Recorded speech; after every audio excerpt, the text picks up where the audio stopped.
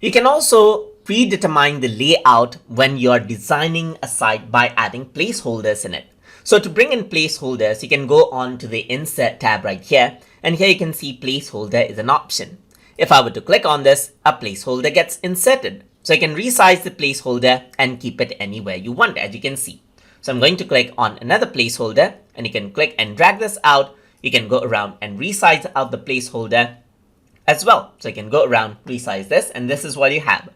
I'm going to go around over here, click on placeholder again, and then click and drag this, and you can see that I can align this according to how I want. So this is what you can do. So you can align out placeholders, and if you were to click on the plus button, now what you can do is on this place, you can add in images, you can add in YouTube videos, maps, and so forth according to how you like it. I'm going to click on select image, and from over here, I'm going to select out an image that is already stored out. So over here, I'm going to click on insert, and the image will be inserted on the placeholder.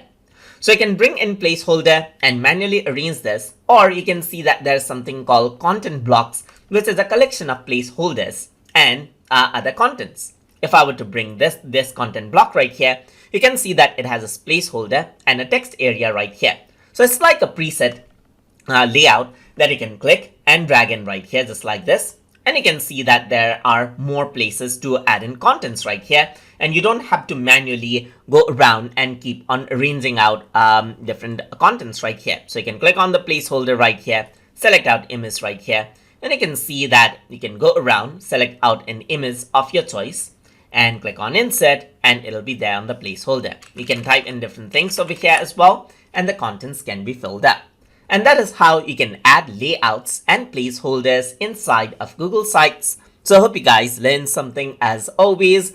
And as always, please like, comment, share, and subscribe.